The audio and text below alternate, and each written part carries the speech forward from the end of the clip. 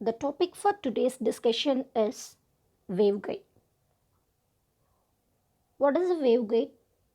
A hollow conducting metallic tube of uniform cross section which is usually filled with air for transmitting electromagnetic waves by successive reflections from the inner walls of the tube. This kind of arrangement is called as a waveguide. If the cross section of the metallic tube is rectangular, then we call them as a rectangular waveguide. If the cross section is circular in shape, then we call them as a cylindrical waveguide.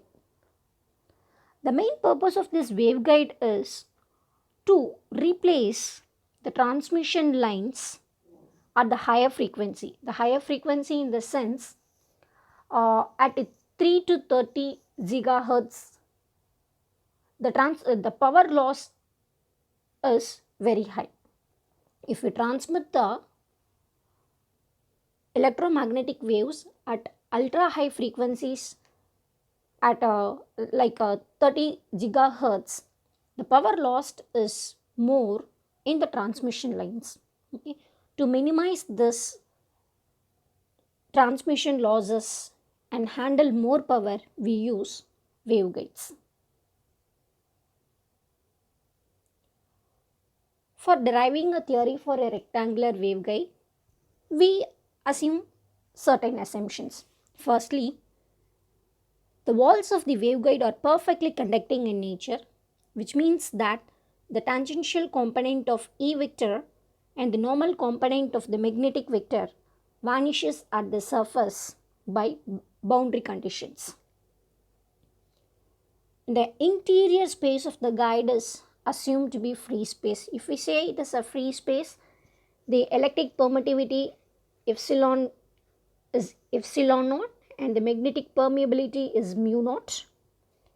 Since it is a free space, the charge density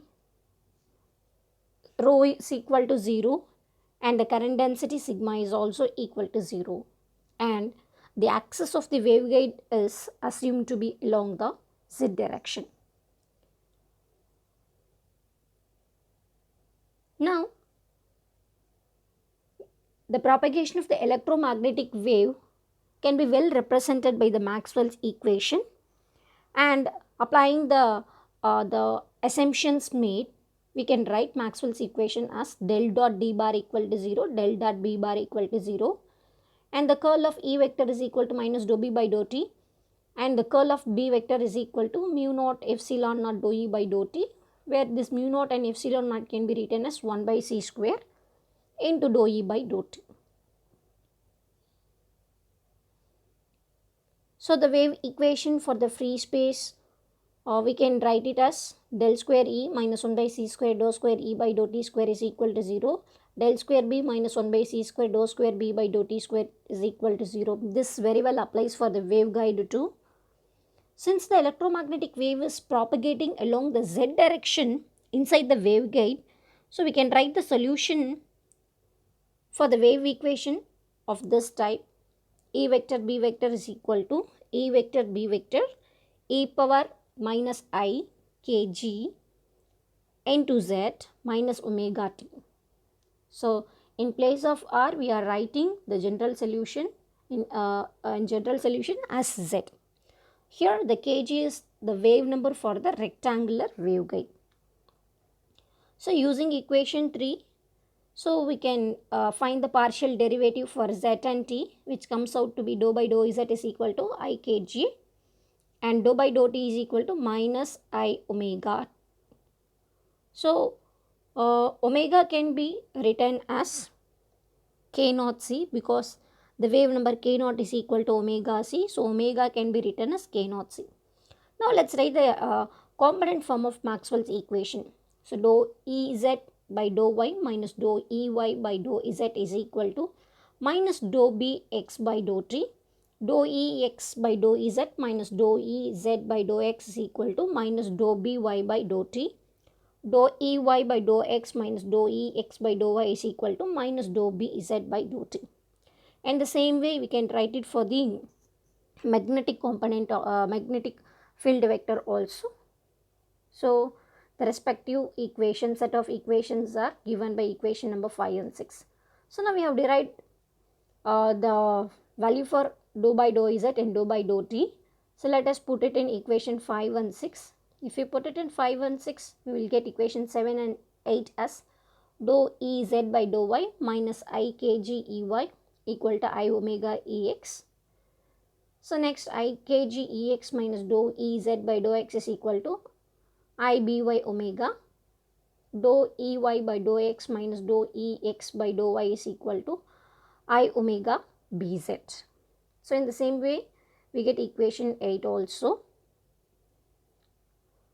Now, from equation 7, take the second equation.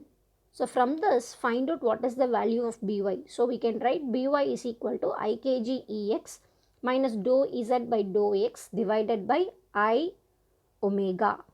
So let me put that value in equation 8. So putting in equation 8, we will get dou Bz by dou y minus I kg into I kg Ex by dou Ez by dou x by I omega equal to my I omega by c square into Ex. So which simplifies to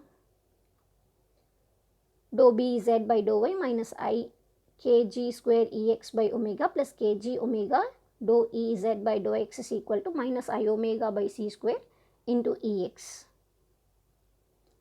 So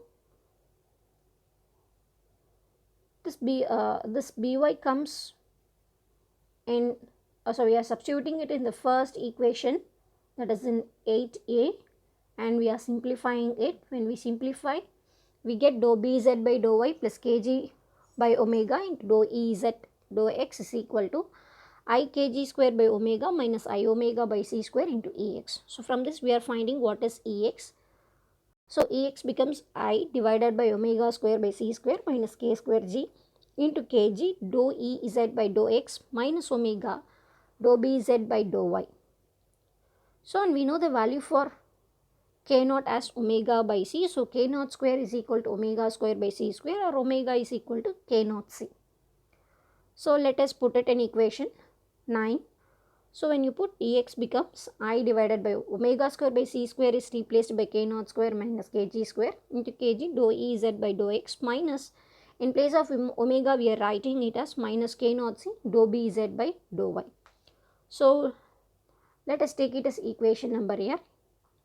Similarly, eliminating Bx, that is from the equation 7, you find out what is the value of Bx and substitute, you will get Ey value as I by k naught square minus kg square into kg into dou Ex by dou y minus k naught c dou Bz by dou x. We can also write the x component of the magnetic vector and the y component of magnetic field vectors represented by equation C and D. So we have now we have 4 equations, one for Ex, Ey, Bx and By. So now let us examine these equations. I have named them as equation number A, B, C and D. We can see there are some similarities between Ex and Ey and Bx and By. Okay, so let us examine it. So when we examine, we could see 3 peculiar cases arising. Okay, the first case is if electromagnetic wave propagates along the direction of the waveguide, so that is along the z-axis. That is our first one of the assumption. We assumed that the electromagnetic waves are traveling along the z-axis. So then Ez and Bz goes to 0.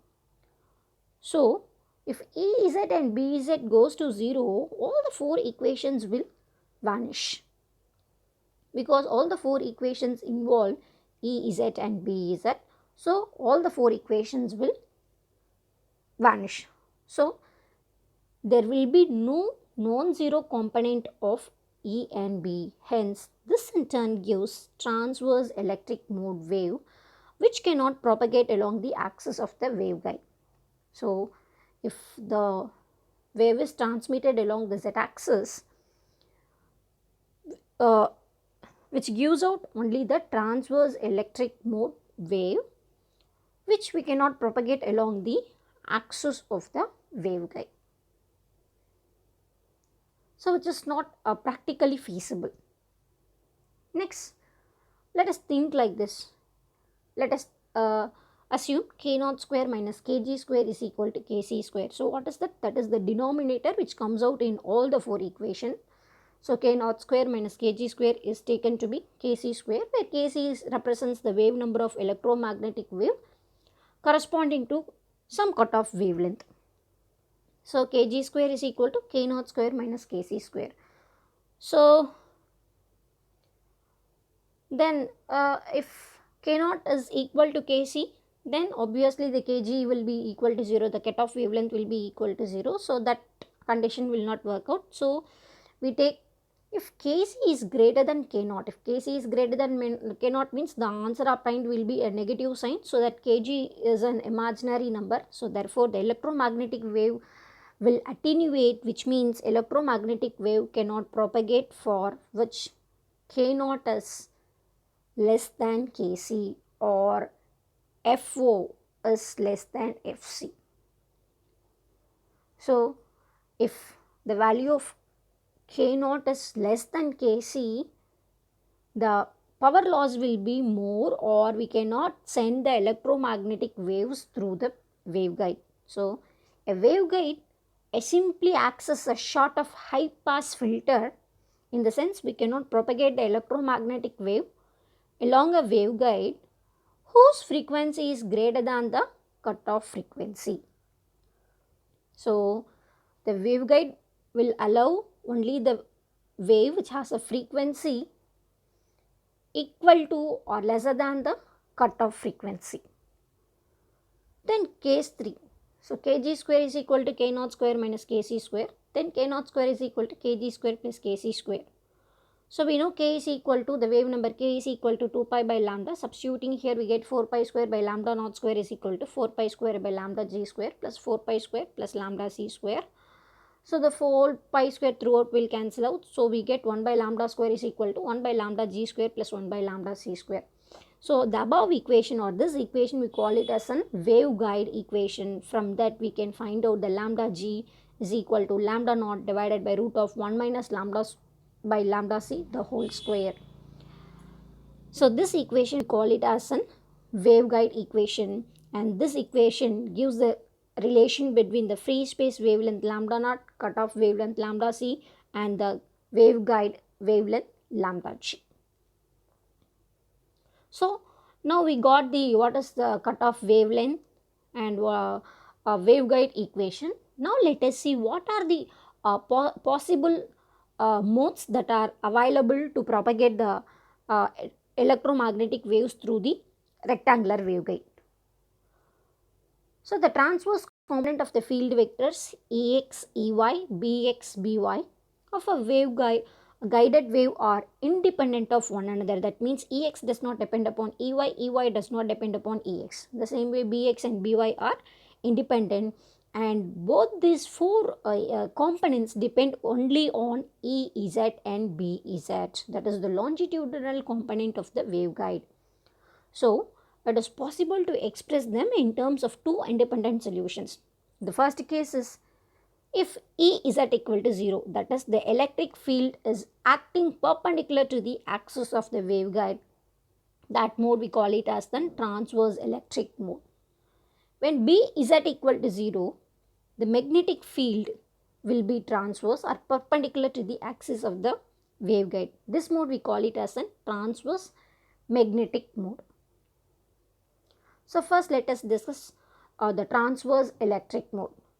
When E is at equal to 0, what happens to equation ABCD? So the ABCD reduces to I cannot see by K 0 square minus Ko square minus Kz square into dou Bz by dou Y. So in place of K 0 square minus Kg square, we write Kc square. So in the same way we can write it for Ey, and then we can write it for Bx and By. So thus in transverse electric mode, all the transverse components of E and B can be expressed in terms of the longitudinal components of BZ. So look at all the values EX, EY, BX and BY. So all written in terms of BZ.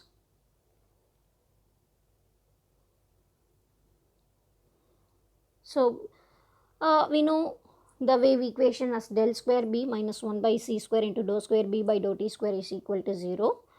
And we are writing that wave equation in its component form, and from there we are finding out what is dou Z, dou by dou Z and dou by dou T, and substituting we get dou square B by dou X square plus dou square B by dou Y square. In place of dou by dou Z we are writing it as an I kg square B minus 1 by C square into minus I omega the whole square B. Since dou by dou T is minus I omega equal to 0. So upon simplifying we get dou square B by dou X square plus dou square B by dou Y square plus omega square by C square minus K square G into B, since B is common in the last two terms.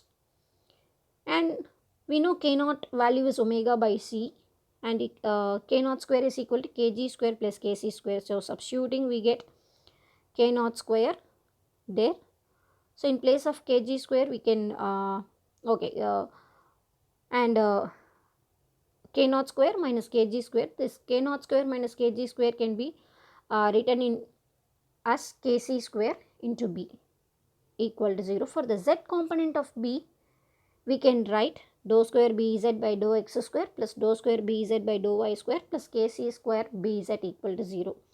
Now let us introduce the boundary condition here. So from the configuration of the waveguide, we can see the X is equal to A. So the X runs from the origin to A and the Y runs from origin to B. So dou Bz by dou X will be equal to 0 when X equal to 0 and X equal to A. Dou Bz by dou Y is equal to 0 when Y is equal to 0 and Y equal to B. So let us employ variable separation technique here. So using that technique, we can write the solution for the above equation as Bz is equal to B naught cos m pi x by A cos n pi y by B.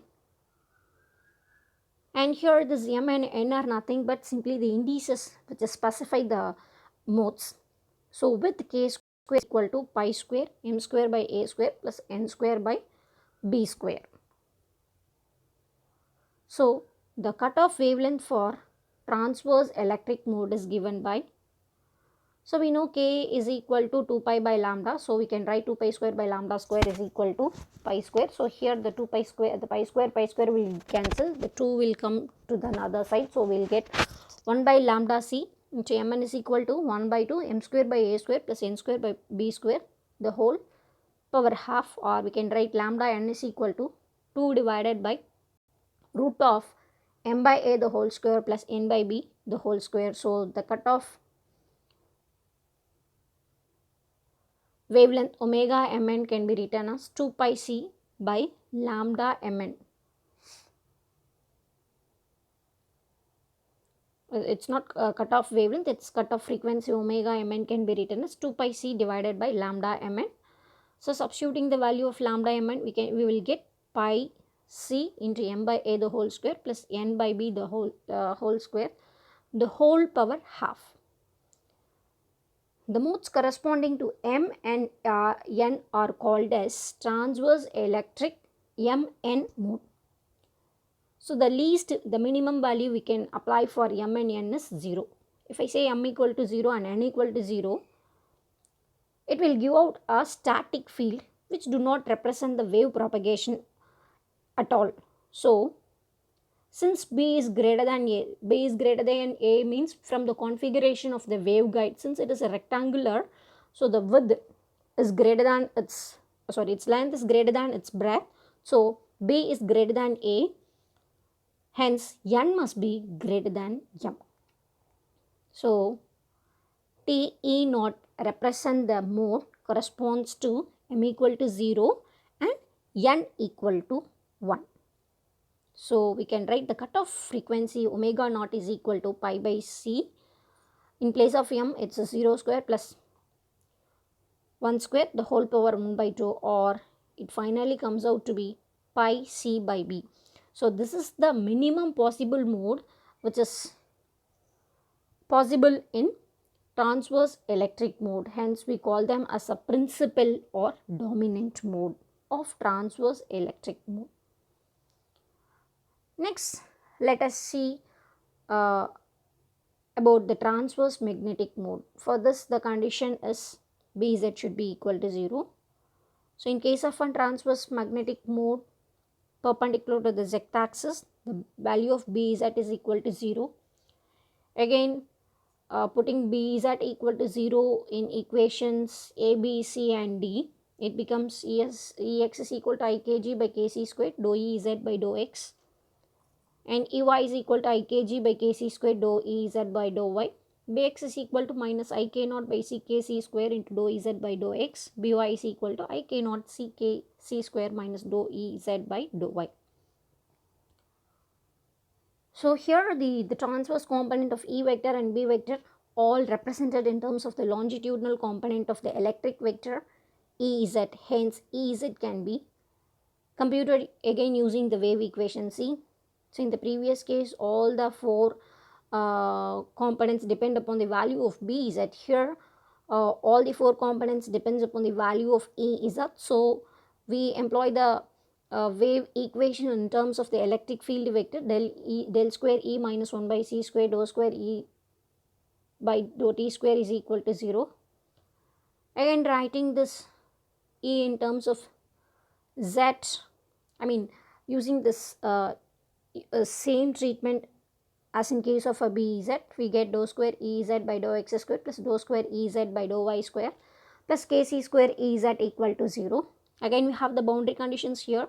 Dou Ez dou x is equal to 0 when x equal to 0 and x equal to a, and dou Ez by dou y goes to 0 when y equal to 0 and y equal to b.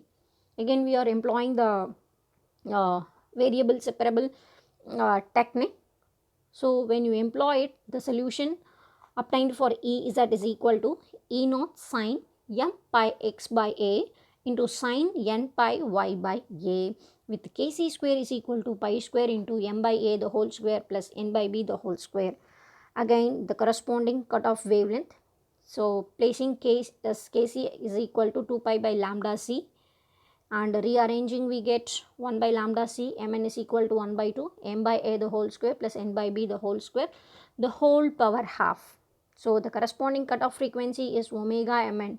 So lambda is written in terms of omega. Omega mn is equal to pi c into m by a the whole square plus n by b the whole square, the whole power half. So let us look at the corresponding cutoff frequency in case of transverse electric mode and transverse magnetic mode. When you compare it, you can see the for a rectangular waveguide, the cutoff frequency is same in both the modes, which is omega mn is equal to pi c into m by a the whole square plus n by b the whole square, the whole power half. However, in transverse magnetic mode, when m is equal to 0, that is the if m is equal to 0 and n equal to 0, that comes out to be a static field where the waves cannot propagate. And the next possibility is m equal to 0 and n equal to 1, or m equal to 1 or n equal to 0. If you put it, the solution goes to 0 because the solution here involves, so Ez here involves sine term. If any one of the term m is equated to 0, sine 0 will give the entire term to be 0. So Ez goes to 0. So we cannot have m equal to 1 or n equal to 0, or m equal to 0 and n equal to 1. So the principal mode should be m equal to 1 and n equal to 1. Since the solution contains the sine term, we cannot take m equal to 1 or n equal to 0. The minimum possible mode itself is m equal to 1 and n equal to 1 in case of the transverse magnetic mode.